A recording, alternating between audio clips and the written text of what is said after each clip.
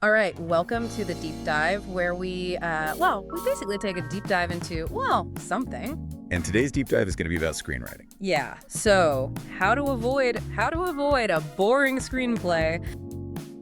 Yeah, they talked to a lot of experienced writers and filmmakers. Yeah, and it was really cool. We're gonna just go through some of the stuff that we learned from that, and hopefully give you guys some good takeaways. You can start writing some really exciting screenplays. Exactly. So I think the first thing that really stood out to me was this idea of the trap of imitation. Mm-hmm. You know, you see a movie that's really popular, and it's like, oh, I should write something like that. But the video really cautioned against that. Yeah, they said it's so easy to fall into that trap, but then you just end up with something that's like, second rate, derivative, not very original. Yeah, just kind of a pale imitation of something else. Yeah, and ultimately probably pretty boring. Yeah. So yeah. I think one of the big takeaways is that true originality comes from looking inward, not outward. Yeah. So instead of looking at, whatever's popular at the box office right now, Yeah. look at your own life, your own experiences, and draw from that. Yeah, and they actually used a really interesting example about Ray Bradbury. Oh, yeah. Who he wrote every day for 10 years, every single day before he really felt like he had found his voice. And then he wrote The Lake, which was deeply personal story. It was based on a childhood friend of his who drowned. Yeah, I think he was like 8 years old or something. Right. Yeah. And the friend was maybe 10 or 11, but just a really tragic event. Yeah. And I think it's so interesting that it took him 10 years of working at it to get to that point where he was able to tell that story and really connect with readers on such an emotional level. Yeah, and that was the point they were making the video, is like the real power comes from that personal connection, from the emotional truth that kind of resonates in the writing. Exactly. And I think it was really interesting because the speaker in the video even mentioned their time as a script reader and how many scripts they would get that were just so safe and formulaic, and they were just clearly trying to copy whatever was currently popular. Right. Yeah, they were saying it's just so exhausting to read all those scripts that just feel so bland and unoriginal. And they brought up Beetlejuice, which is, I mean, it's such an amazing movie. But the writer of Beetlejuice, when they looked back at their body of work, they realized there was this recurring theme of broken families finding a way back to each other. Right. And it was something that stemmed directly from their own life experiences. So it's like, even if you're not consciously trying to put that into your work, Right. Those deep personal undercurrents can kind of shape your creative output in really powerful ways. Yeah. I think that's really cool. And I think it also just highlights the importance of passion, If you don't have that genuine passion for the story that you're telling, it's going to be really hard to write something that's compelling and exciting. Yeah, you're gonna burn out. Yeah. Writing is hard enough as it is. If you don't have that passion, it's just gonna make it that much harder. Absolutely.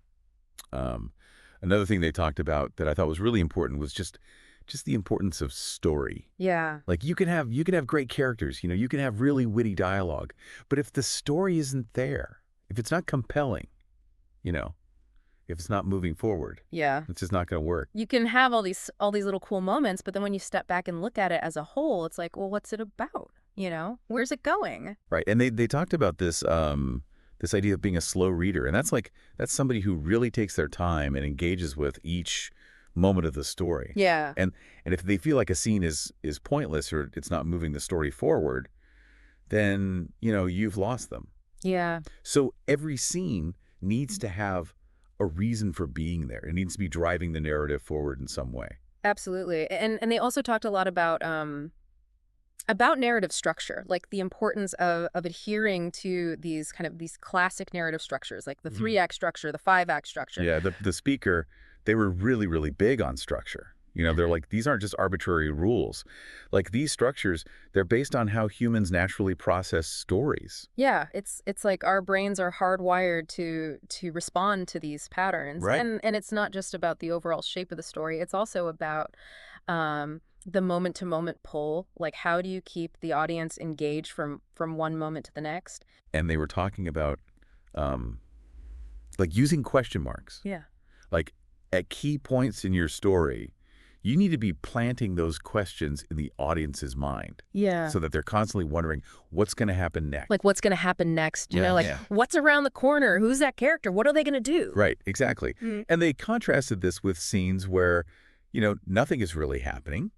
They were talking about, like, scenes where people are just having coffee. Right. And there's no underlying tension. There's no conflict. Yeah. No stakes. Yeah. Like, we don't care if they drink their coffee or not, Like, what's the point? Right, exactly.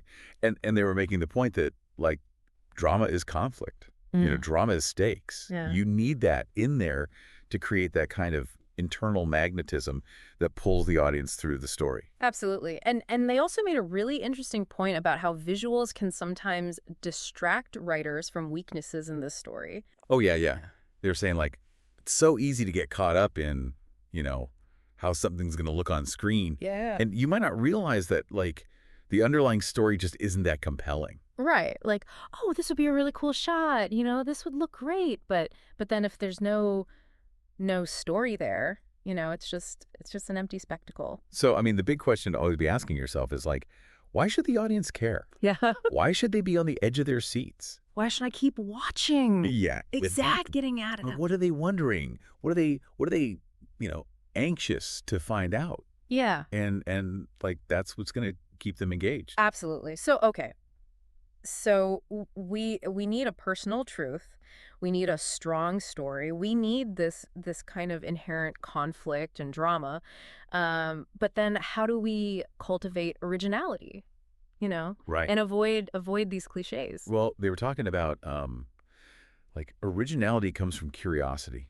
Yeah. From really engaging with the world around you. Yeah. And from having a deeper knowledge of things. Like, the more you know about something, the less likely you are to just fall back on those cliches. Yeah. It's like if you haven't really experienced something or learned about it in a deep way, then your understanding of it is going to be very limited. Yeah. And you're going to be more likely to just kind of rely on those tropes. Right. And they also talked about the importance of hooking the reader early on. Yeah. Like having that really compelling opening scene or, some kind of central mystery that you introduce right away. Yeah. Like the Reaping in the Hunger Games. Right from the start, you're like, okay, what is this? What's going to happen? Yeah, you're thrown into this world. Yeah. And there are all these questions, and you're just immediately hooked. Right. And then they also talked about, like, little things like formatting and just making sure your script is well presented. Yeah. Because that can actually have a big impact on whether a script reader is gonna continue reading. Yeah. If it looks like a mess. Yeah, if it's like then they're gonna assume that the story is a mess too. Yeah. And then they talked about, like, cliches and character descriptions. Like, she's beautiful, he's handsome, Right. Like, tell us something we don't know. Yeah, that doesn't tell us anything about the character. You need to find more creative ways to describe them. Yeah. And then they also talked about this thing, which is, like, the passive central character. Yeah, that's a huge... Well, like, this is just death for a story. If your main character is just kind of passive and things are happening to them, instead of them actively driving the narrative, yeah, it's just going to be so boring. It's like watching somebody else play a video game and they're not very good at it. Right. Exactly. You're just sitting there like, oh, come on, do something. Yeah. Like, heroes need to have clear wants. They need to be actively pursuing those wants. And every good story starts with some kind of inciting incident. Like that moment where the character's normal world is disrupted. Like Luke Skywalker finding R2-D2. Yeah, or like in Groundhog Day. Yeah. It's when he realizes that he's stuck in this time loop. No.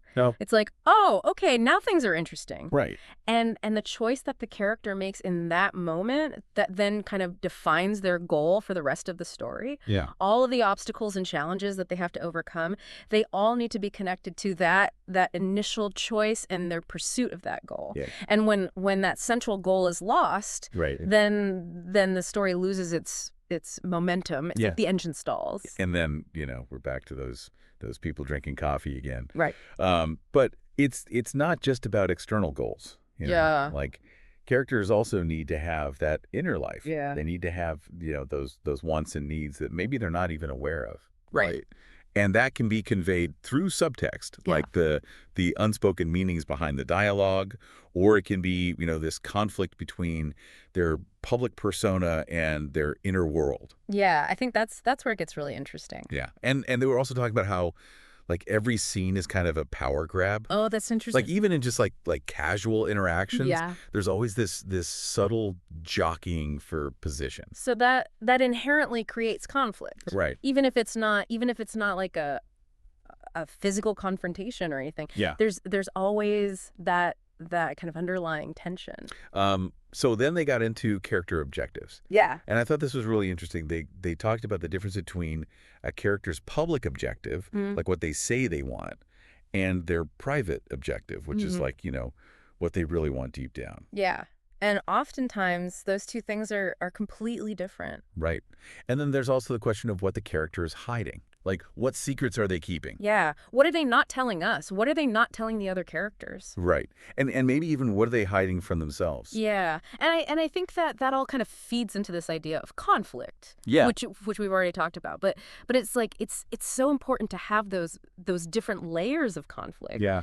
And then they actually gave some really practical advice, which I thought was really helpful. They talked about these 4 viable goals for narrative screenwriting. Yeah. So win, stop, escape, or retrieve. Right. And it sounds so simple, but the way they explained it, it was like, oh, okay, that makes sense. Yeah. And basically what they're saying is that these 4 goals, they all provide a visible, tangible objective for the movie. Right. It's not just some like internal nebulous goal like I want to be a better person. Right. Like I want to feel better about myself. That's not a movie. Right. Like it has to be something that we can see, something that has a clear endpoint. Right. Like I want to win this race. Right. Or I want to stop this bad guy. Yeah, or I want to escape from this prison. Right. Or Right. I want to retrieve this stolen artifact. Yeah, like those are all things that we can see happening on screen. Yeah, exactly. And then I talked about this idea of the organic development of character and plot. Oh, yeah. And how it's important to really know your characters. Yeah, like know them deep down. Yeah, like what are their motivations? What are their fears? What are their secrets? Right. And they were saying that sometimes it's helpful to like base characters on real people. Yeah. Or even like aspects of yourself. Yeah. Because then you kind of have this built-in understanding of how they might react in certain situations. Right. And they also said that they prefer not to have the entire plot mapped out in advance. Oh, yeah.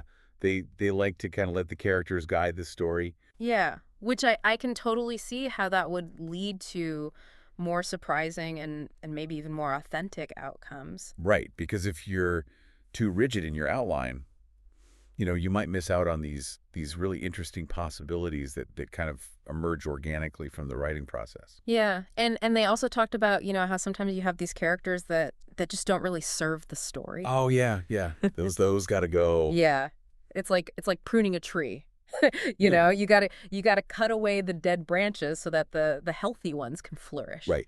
And they were saying that the real heart of a screenplay is the audience's connection to the characters. Yeah. Like we need to care about these characters. We need to be invested in their journey. And that has to be established early on. Yeah. If we don't care about the characters in the first 10 pages or so, Yeah. then we're probably not going to stick around for the rest of the movie. And then they talked about this really interesting concept called skin jumping. Oh, yeah. Which is basically like when the audience kind of projects themselves onto the protagonist. Yeah. So they're experiencing the story vicariously through that character. Right. And it's like we're fulfilling some kind of fantasy. Yeah. Whether it's a positive fantasy or a negative fantasy. And they were saying that a lot of times a film's success has to do with whether it taps into the zeitgeist. Right. Like what are people kind of dreaming about at that particular time? Yeah. What are the collective desires and anxieties of the culture? Right. And they brought up E.T. Oh, yeah. as a great example of that. Right. Like fulfilling that desire for unconditional love. Right. And that kind of classic boy and his dog dynamic, but with a really unique twist. Yeah. And they talked about, what makes a hero that the audience can connect with. Yeah. And it's not about being perfect. Right. It's about being brave. Yeah. Even if you have flaws. And also about, facing injustice or being in danger Yeah. and having a sense of humor Yeah. and being loved by others. Right. Like those are all things that make a character more likable and relatable. And then they talked about this really important distinction between story and reality. Oh, yeah. And how story is not just a literal depiction of real life. It's better than real. Right. It's heightened. Yeah. Right. And it's curated, like all of the boring parts are cut out. Right. You're not going to have like a scene where the character's doing their taxes. Right. Unless it's like, I don't know, somehow relevant to the plot. Yeah. But yeah, like in general, story needs to be more interesting than real life. And needs to have that kind of up and down, Yeah. that rise and fall of tension and excitement. Right. And it can't just be like a cool location or a cool event. Yeah. Like you need characters with stakes. You need action. And they talked about this BMOC structure, Right. which is like beginning, middle, obstacle, climax. Yeah. And that can apply to the whole story, but it can also apply to individual scenes. Right. Or even like action sequences. And they were also talking about the importance of good news, bad news. Yeah. Raising the stakes. Yeah. Introducing ticking clocks. Right. Like those are all things that create that sense of urgency. Yeah. And keep the audience on the edge of their seats. And it doesn't have to be a thriller. Like you can use those techniques in any genre. Right. To create that kind of that page turning quality. Yeah. And they were bringing up examples of like Tarantino. Yeah. And Nolan. Yeah. Like even those masters of cinema. Yeah. They're using these basic techniques. Right. Because they work. Yeah. And then they got into this idea of the central idea. Oh, yeah. Which, that's often where it all starts. Right. Like, what is the big idea behind your story? And they're saying that for cinema, like you really need to have a strong central idea. Yeah. That's kind of large scale. Right. Whereas television can maybe get away with a smaller, more character-driven idea. Right. But for a movie, you need that big hook. Yeah. And they were saying like you should write the kind of movies that you would want to see. Yeah. Like don't try to guess what the market wants Yeah. or what's going to be popular. Right. Just write what you're passionate about. Yeah. And what you think is going to be interesting. Right. And be original. Yeah. Like don't just rehash the same old ideas. And they actually suggested this technique called 20 ideas. Right. Where you basically force yourself to come up with 20 different ideas for your story. Yeah. And the idea is that like the first few are going to be kind of obvious. Right. The low-hanging fruit. Right. The cliches. But if you keep going, you'll eventually start to get to some more original and interesting ideas. Right. So you have to kind of push past those initial impulses. Yeah. And once you have some ideas, it's important to kind of refine them and really analyze them. Yeah. To see if there are any flaws or weaknesses. Right. And they also talked about this 100 idea theory. Oh, yeah. Which is like you come up with 100 ideas. Yeah. Just to really, To make sure you're really exploring all the possibilities. Right. To get to the best one. Yeah. And then they got into this discussion of naturalism and dialogue. Oh, yeah. Which is basically like, all those ums and ahs and kind of filler words that we use in real life. Yeah. But they were saying that in a screenplay, you generally want to avoid that. Right. Like you want the dialogue to be more concise and purposeful. Right. Because story is better than real in the sense that it gives us this kind of this focused view into the character's motivations. Right. And we understand them in a way that we often don't understand people in real life. And Yeah. so it's kind of like a guilty pleasure. Yeah. And they were saying that, real life is often pretty boring. Yeah. Just kind of like this random series of events. Right. And art should be more than that. Right. Art should be something that's engaging and insightful and entertaining. And they actually use this great analogy of a movie being like a slice of cake. Yeah. And real life being like the whole loaf of bread. Right. Which nobody wants to eat. Right. And they were saying that like, the setting of a movie should be more interesting than just like an average everyday setting. Yeah.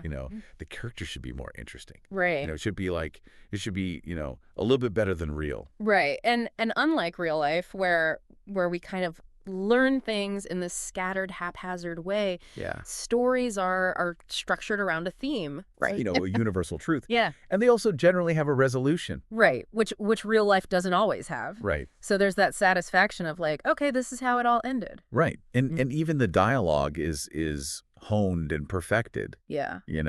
Like it's not just like a random conversation. Right. It's dialogue that's designed to entertain and to move the story forward. Yeah. So yeah, the whole point is like striving for that better than real. Yeah. Making sure that your story is believable, but it's also, more engaging and insightful and entertaining than just like a random slice of life. Right. And they also cautioned against this assumption that like your personal life story is automatically going to be interesting to other people. Right. Like a lot of times we think, oh, this thing happened to me and it was so crazy and so dramatic. Yeah. Everybody's going to want to hear about it, but it's not always the case. And they were saying like you need to get feedback. Yeah. You need to have other people read your work Mm-hmm. and tell you if it's actually interesting or not. Right. And they were also talking about these 4 basic emotions: mad, sad, glad, scared. Right. And how like you can use those as kind of a checklist when you're writing a scene. Yeah. To make sure that there's some kind of emotional change happening. Right. Like, does the character go from being mad to sad or from glad to scared? Yeah, exactly. Yeah, like that shows that something is happening in the scene.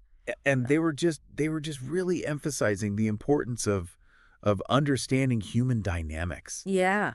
Like psychology. Yeah. And relationships. Right. Like that's what's going to make your characters feel real and relatable. Absolutely. And so life experience is great. Yeah. Like you can draw on that. Yeah. But you also need curiosity. Yeah. You need imagination. Yeah. And you need to get out there and engage with the world. And they were talking about like, instead of just doing research online, Yeah. go out and talk to people. Yeah. Go out and experience things firsthand. Yeah. And they actually have this really funny story about researching the auto industry. Oh, yeah. They were like, I didn't do it online. I went to a bar. Right. And talk to the people who actually work in the industry. Yeah. And I think that's such a great example of how to get that real world knowledge that you can then use in your writing. Yeah. And then we get into conflict. Yeah. Which is, the engine of drama. Right. And they were saying that conflict doesn't always have to be, this big like external battle. Right. It can be internal. Yeah. It can be between characters. Yeah. Right. It can be between a character and the world. Right. And they were talking about how like comedy often thrives on conflict. Like inherently conflicting personalities. Yeah, like the classic odd couple scenario. Right. And then they were talking about Groundhog Day. Yeah. Which is a great example of conflict coming from the premise itself. Yeah. Like he's trapped in this time loop. Yeah. And that's what creates the conflict. It's not like there's this evil villain. Right. And they made this really important point about establishing the protagonist's normal world before you introduce the conflict. Yeah. Because that gives us a baseline. Yeah. It shows